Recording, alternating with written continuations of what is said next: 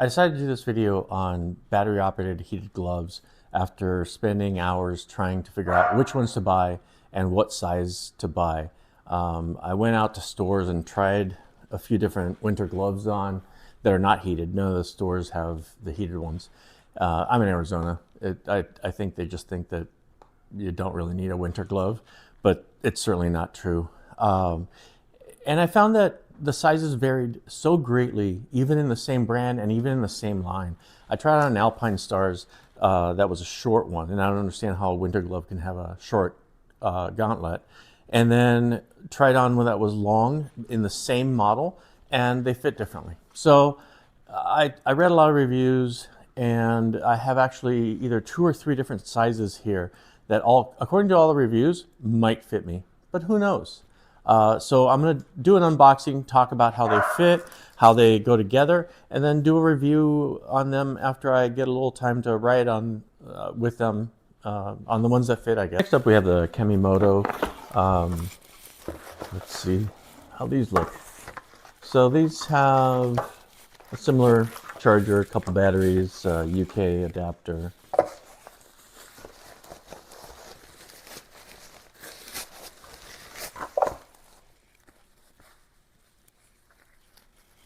Now these are a little different. Instead of having the drawstring like the other two, they've got a Velcro cuff in addition to the Velcro safety to keep them on.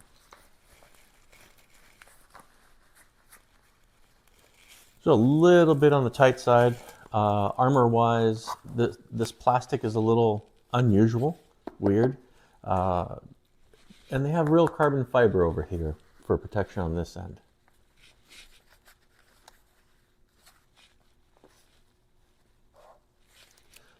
Control is way on the outside here, which I'm not sure how that's going to work to use it later, because if you're on the bike and you want to use it, that's kind of out of the way.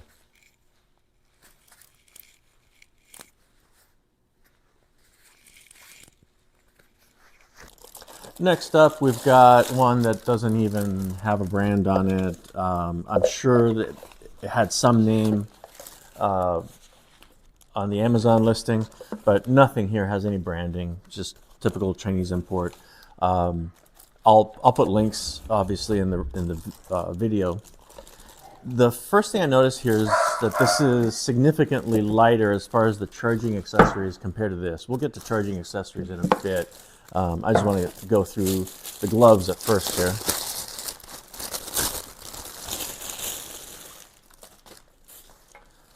So the first thing I notice here is this is just a nice subtle black glove. Nothing, you know, this has a little bit of flash, has the fake carbon fiber. This just doesn't pretend to be anything it's not. Just has a nice plastic textured armor. Very thin little armor over the other knuckles. Once again, we have our adjuster and a cuff. This has a pretty much similar cuff and rain gutter arrangement as the other one. These are medium plastic, so they're flexible, but they're a little tougher than just your basic fabric. And let's see, what size did I get in this one? This is an XL, because I recall reading that a lot of people said these ran small. And this is interesting. This XL is tighter on my hand than these larges. Not by a huge amount, but it's a whole size different. So yeah, these have a lot, this large has a lot more room in it, and it's looser than this XL. Honestly, I think I prefer this fit, because this one tends to bunch up because there's just a little bit too much fabric for my hands. This has a very nice feel. It's also soft on the inside. This one does not have an excessively large thumb. It has just a tiny bit, which like I said before, I have slightly long fingers but a short thumb, so nearly all gloves have a loose fit here. This is a nice fit on all of the fingers. Yeah, you know, right away, electronics aside, the fit on this is much nicer than the fit on these. So now let's talk about the batteries and the charging system. As I mentioned, this pack that came with the Iron Gias is the heaviest pack. I'm not sure if that means anything. Here we've got the 2 separate batteries and a charger for the Kemimoto, again much lighter. And then the charger, these chargers actually kind of look the same. They probably are. The batteries might be the same. So we'll go through them one by one. Let's start with the Iron Gias and their heavy pack here. I see. This also has a 12-volt adapter, while the other 2 only have a household charger. So you've got 2 batteries here.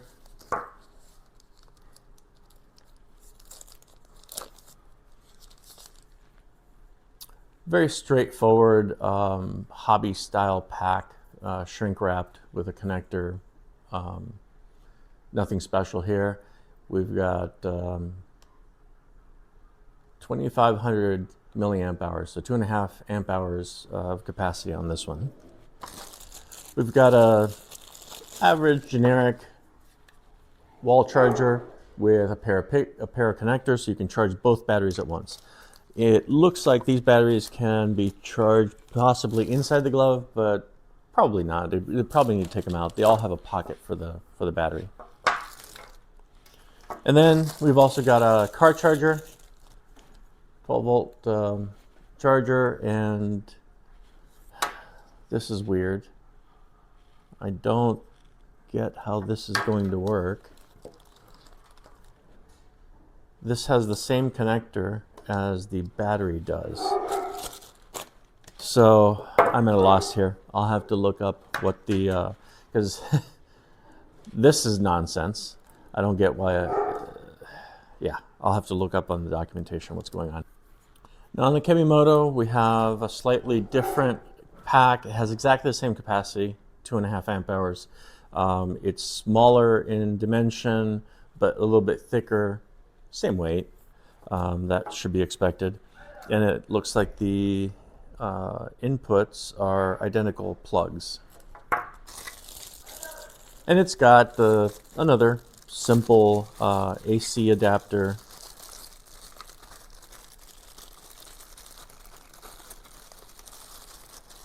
It's got an AC adapter with the twin pigtails again. Cord looks to be a little bit shorter than the other one, but pretty much the same. This one includes a UK plug. Now looking at the battery pack on the unbranded ones, it's the identical pack. Everything about it is the same other than the label and the shininess of this shrink wrap. It's the same dimensions, same specification as the other pack. So not surprising. They're all sourced in the same place in China. This charger is slightly different than both of the others, so the charger is not the same, and your typical connectors again. Now all of these have a pocket inside of them to put the batteries in. 2 of them have the pockets on the bottom, 1 has the pocket on the top, 2 of them are Velcro, and 1 is a zipper. I gotta say, I like the zipper best. It was the easiest to open and close. Well, the Velcro obviously closes easily, but it was kind of a pain to open. This has the pocket in the bottom, and it's Velcro. Very short wire. You can't really pull it out.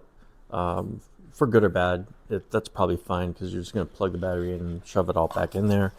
This one has a nice, generous cord. Here we've got a zipper pocket, super easy to use.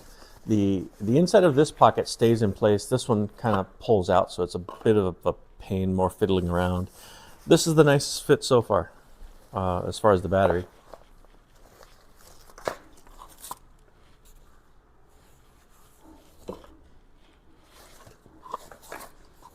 And the Kemimoto, that one has a Velcro on the top. This wire is short and stiff. The pocket's kind of fiddly, so None of these are a big deal. Just when you got to deal with it, you'll have to be careful that the pocket doesn't invert itself and you can't put the battery back in. Now I've set these up in various outlets in my kitchen to charge. So far, the Kemimoto would be my choice as far as the charger they include, because the other ones are much bigger and occupy multiple spaces, while the Kemimoto has that sideways style that only occupies the one space that it's on. Otherwise, I bet they all work exactly the same. They all have a light on them that'll turn green when it's done. So now for the on-bike test. I'm going to keep these in the same order. And one thing I already discovered with the Iron Gias is after having put them on and taken them off a few times, the inside liner has become loose. And so now there's like some resistance and I've got to wiggle it to find the channel where my finger can go. I can just see this potentially, maybe not, maybe I'm paranoid, but over time becoming even worse if it keeps getting looser. So this has a really big thumb. I think that's going to be an issue, but let's see how it goes.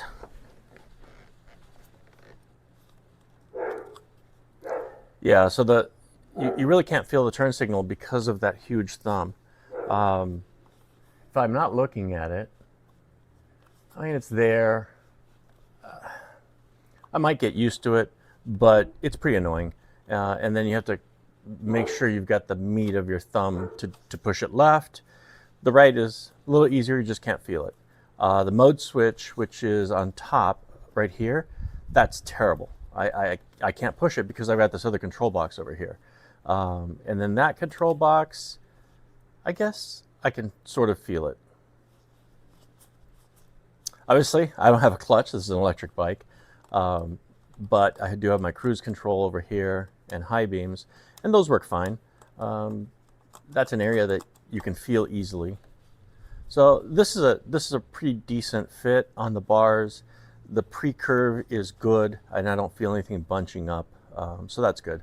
And the switch will be easy to hit while I'm riding if I need to. Next up, we have the Kemimoto. And again, these are a pretty tight fitting glove, except for the thumb has a bit of space there, as I usually do. And I realize this carbon fiber might actually be real. It's not particularly well made, but it could actually be real. So this is the thinnest feeling glove. I think there's no insulation on this side at all, which is fine when you have heated grips. Oh, the feel for the turn signal and the mode switch is way better than on the Iron Gias. So I think the Iron Gias are out for me because of that thumb problem, unless I had them modified, which is hard to do when you have electric wires inside of it. The feel on this is good. There's a little bit of bunching up in the center, but I think that won't become a big issue, particularly if you just relax your grip and don't try to death grip the bars. The button is decent, won't be hard to push over here.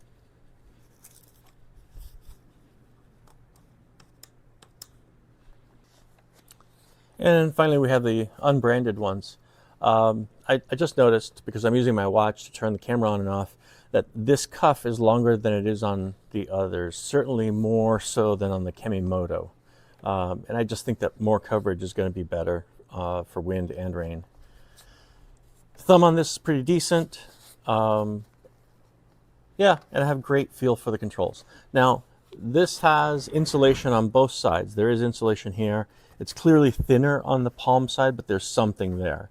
And, if you don't have heated grips, you're going to have some kind of protection on this side also.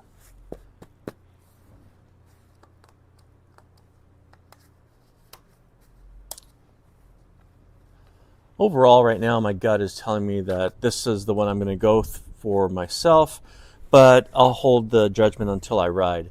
I think the Iron Gias are out because of the thumb problem, so I'm just going to test the other two on a real ride.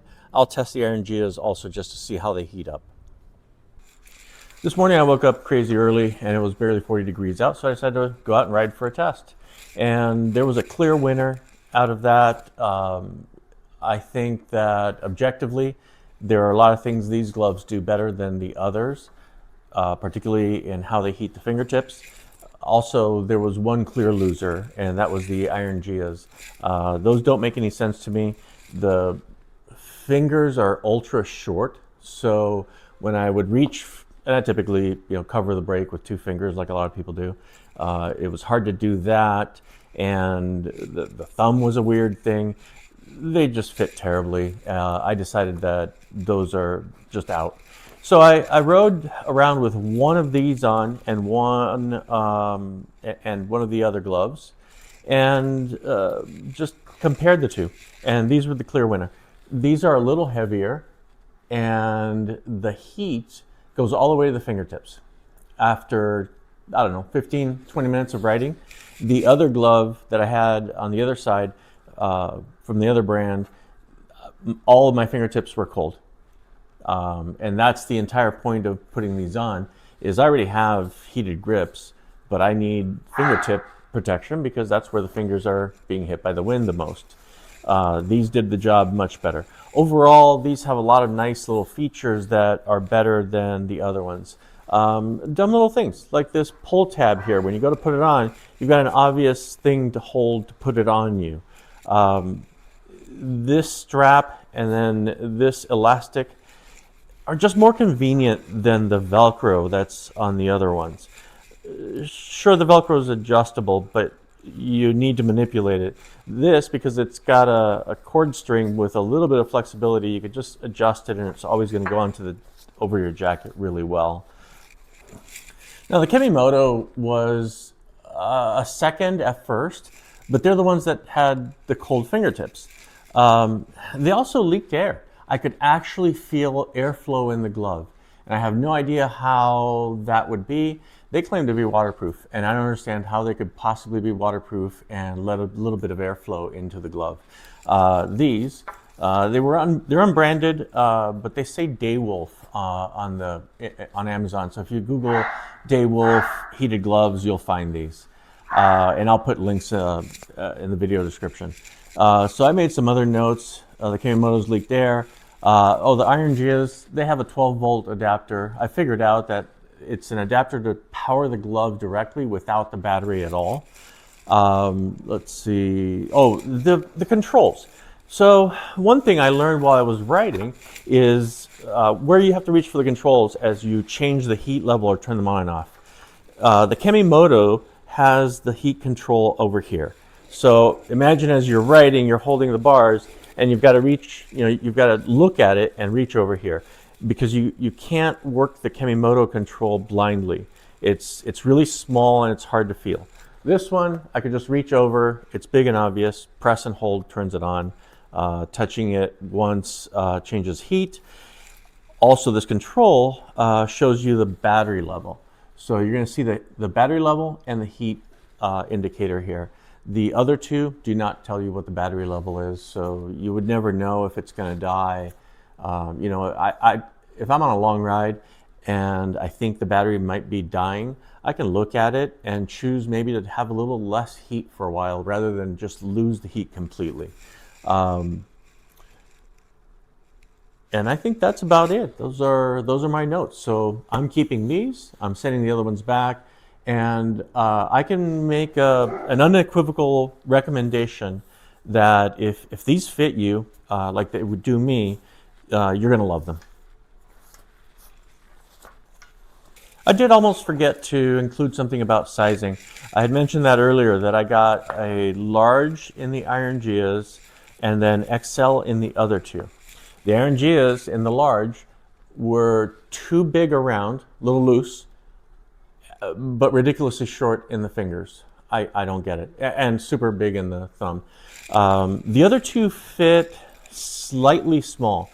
So if you're mid-size, you probably should go up a size. If you're solidly a large or an XL, you should probably get the same size and see how it goes. They're on Amazon. It's easy to return and exchange and get a different size. I just found that most winter gloves fit slightly tight, and that's true for this brand.